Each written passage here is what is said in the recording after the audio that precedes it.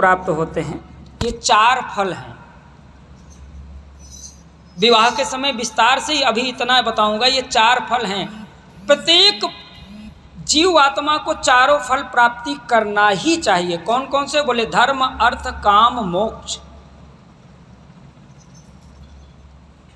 और मैं आगे चल के आपको इस चारों भाइयों का परिचय, एक का धर्म के रूप में, एक अर्थ के रूप में, एक मोक्ष के रूप में, काम के रूप में करा दूंगा। और फिर यही बात आगे चल के कहते हैं, क्रियन सहित फल पायो चारी। जब चारों का विवाह हो जाता है तो क्रिया के साथ हो जाते हैं चारों फल। हे दशरथ जी, गुरु की शरण आया है, चारों फल मिल जाएंगे। एक का छोड़ो, धर्म अकेले नहीं, कर्म अकेले नहीं, काम, मोक्ष, चारों। लेकिन कैसे? बोले यज्ञ करना पड़ेगा। ये कथा भी राम यज्ञ कहलाता है। ये यज्ञ चल रही है, आपके ऊपर निर्भर करता है। चारों पालो, एको ना पाओ, ना पाओ, ये तो आपकी पात्रता पर निर्भर है, आपकी आस्था पर निर्भर है। तब श्रृंगी ऋषि वशिष्ठ बुलाए। श्रृंगी ऋषि को बुलाकर यज्ञ भगवान का आवाहन करके हविष्य डाला उसमें, और जो डाला तो यज्ञ देवता के कुंड से यज्ञ भगवान स्वयं प्रकट हो गए। बोले यज्ञ भगवान की जय हो। और उनके हाथ में एक पात्र था दिव्य, उसमें कुछ पायस जैसा, खीर जैसा, मावा जैसा कुछ पदार्थ था। दशरथ को बुला करके दिए। बोले लो राजन, और इसको ले जा कर के रानियों में बांट दो। लेकिन बंटवारा कैसा? हमारी मानता है, देखो मनुष्य जीवन में जीव और जगदीश के कार्यक्रमों में थोड़ा अंतर है। जीव का कार्यक्रम है कि 4 भाई हैं तो बराबर बराबर बांटो। न्याय क्या कहता है आपका? चारों को बराबर। लेकिन मेरे भाई बहन, आप जब जीव के कर्म कर रहे हो तब तो बराबर वाला सिद्धांत चलता है। लेकिन जब जगदीश के कर्म कर रहे हों तो प्रसाद बराबर मिले ये जरूरी नहीं है, क्योंकि यज्ञ देवता कहते हैं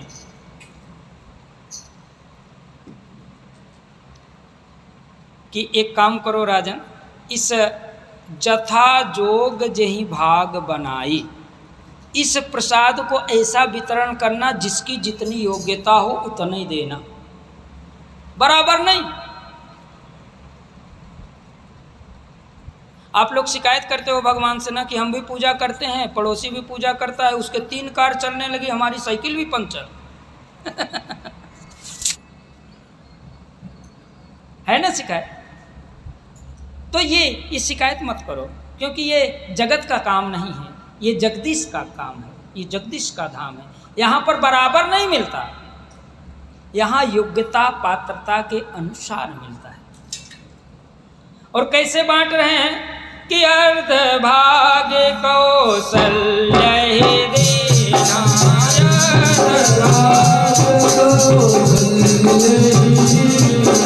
ओ भाया भागया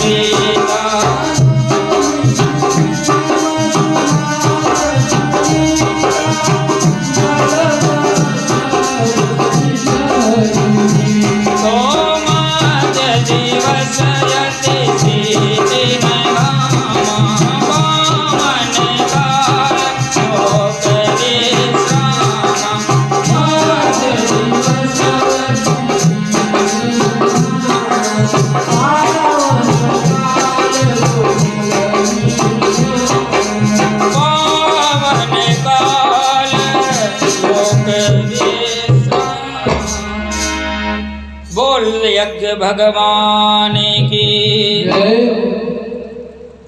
वर वितरण कैसे किए? अर्धभाग कौशल्य ही दीना।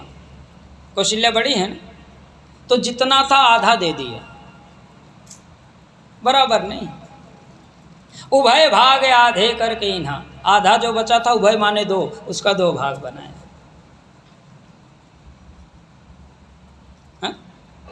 सुमित्रा कैकेयी को दिया और फिर थोड़ा सा बचाकर जो कैकेयी को दिया, फिर थोड़ा सा बचाकर जो सुमित्रा को दिया। तो कैकेयी और कौशल्या ने अपने में से थोड़ा थोड़ा निकाल कर फिर दे दिया। कैसे लेन देन हो रहा है? हा? घर में तो लड़ाई हो जाए, आधा दे दिया, आधा। बड़े बेटों के साथ ऐसा अक्सर होता है। घर का बेटा प्रायः अपनी ज़िंदगी खपा देता है 40-50 साल तक की उम्र का, घर के छोटे छोटे बच्चों को माता पिता की सेवा करते करते। लेकिन जब छोटे भाई नौकरी सर्विस पा जाते हैं, घर के दूसरे बच्चे, तो लास्ट में उस बेचारे को अलग कर देते हैं और कहते हैं कि तुमने किया ही क्या है। उसने परदेश जाकर के अपने पत्नी और बच्चों के लिए कमाया, इसलिए नहीं कि उसके भाई छोटे छोटे थे, बहन छोटी थी। तो ऐसी परिस्थिति में उसने 40-50 वर्ष की एकदम वो आयु जिसमें आदमी काम कर सकता है, घर में रहकर बहन को बड़े किया, छोटे भाइयों को पढ़ाया लिखाया, बहन की शादी तक करवाया, हल जोत कर मजदूरी करके। और कल जब बहनें और भाई सब नौकरी करने लगे, दुकान करने लगे, अपना अपना मकान शहरों में बनाने लगे, तो उसको तो जब बंटवारा होने लगा तो कच्चे मकान में भी कहीं इनको 1/4 ही देना। ये जीव की दशा, जगदीश की दशा है ये, कि वो पात्रता देख कर देते। और फिर जा दिन ते हरिगर भन आए, सकल लोक सुख संपत्ति छाए। जिस दिन से भगवान गर्भ में आ गए माताओं के, उस दिन से चारों ओर आनंद का वातावरण हो गया। फिर वो समय जोग लगन ग्रह बार तिथि सकल भये अनुकूल, सब अनुकूल हो गए। नक्षत्र, लग्न, दिन, तिथि, योग सब जब अनुकूल हो गए तो नवमी तिथि मधुमास पुनीता, शुक्ल पक्ष अभिजित हरिप्रीता, मध्य दिवस यत शीत न घामा, पावन काल लोक विश्रामा। शुक्ल पक्ष था, अभिजीत तिथि चल रही थी और बसंत की ऋतु थी। मध्य दिवस अर्थात ठीक 12 बजे थे दिन के। माँ कौशल्या 9वां महीना व्यतीत होकर 2-4 दिन बाद बच्चे जो पुत्र होते हैं वो समय चल रहा था। उस विशेष कक्ष में माँ कौशल्या अकेली थी, दासी उस समय कुछ जल लेने बाहर गई थी। अचानक उस पूरे कमरे में, उस कमरे को कम रोशनी दिया जाता है, आज भी यही परंपरा है, कम रोशनी में माँ बहनों को रखा जाता है जब बच्चा होने वाला हो। तो उस कम रोशनी वाले कक्ष में अचानक तेज रोशनी भर गई पूरे कमरे में। चतुर्भुज रूप में भगवान प्रकट हो गए। बोल 4 भुजानाथ की। माँ देखी, अचंभित हो गई, पलंग से उतरी, दौड़कर थोड़ी दूर पर खड़ी हो गई और सुंदर स्तुति करने लगी और कहती है,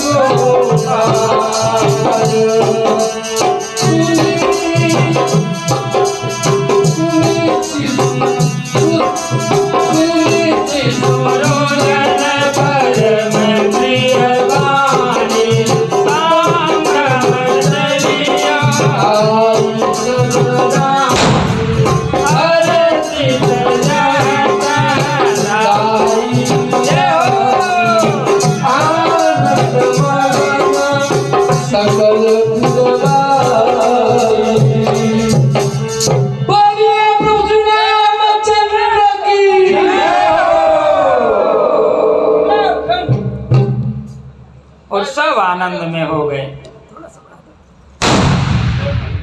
जय हो जय हो जय हो जय हो। भगवान चतुर्भुज रूप में आकर के प्रकट हुए हैं, बाहर पता चल गया। बजा लीजिए बजा लीजिए।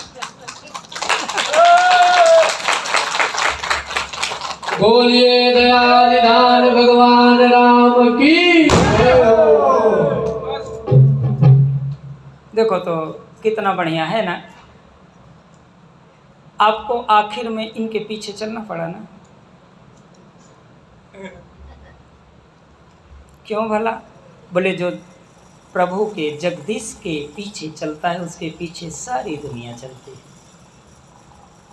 और जब भगवान प्रकट हो गए तो सारी अयोध्या के लोग खुशियां मना रहे हैं, सब आनंद कर रहे हैं, खूब तेज तेज धमाके हो रहे हैं, देवी देवता पुष्प वर्षा कर रहे हैं, चारों ओर आनंद का वातावरण हो गया। बुलबाल रूप भगवान की जय हो, कौशल्या मैया की जय हो, चारों भैया की जय हो। और आइए इस खुशी के मौके पर हम लोग भी कुछ कहते हैं, कुछ सुनते हैं। तो मैं आपसे आग्रह करूंगा, इन्होंने वो किया जो सबको करना था, लेकिन आप लोग नहीं कर सके, आखिर वो कर बैठा है आदमी। अब मौका है, शायद कर लो। प्रभु के दरबार में नाचोगे तो 84 में नाचने का चक्कर छूट जाएगा, ऐसा।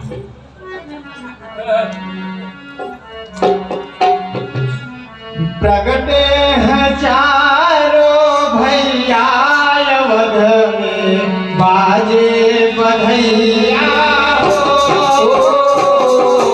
प्रगटे हैं चारों भैया अवध में, बाजे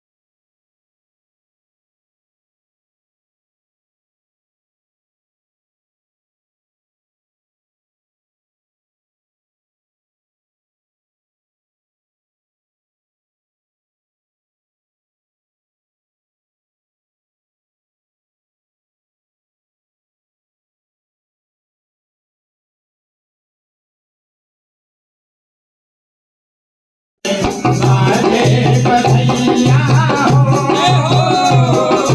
जिन होतया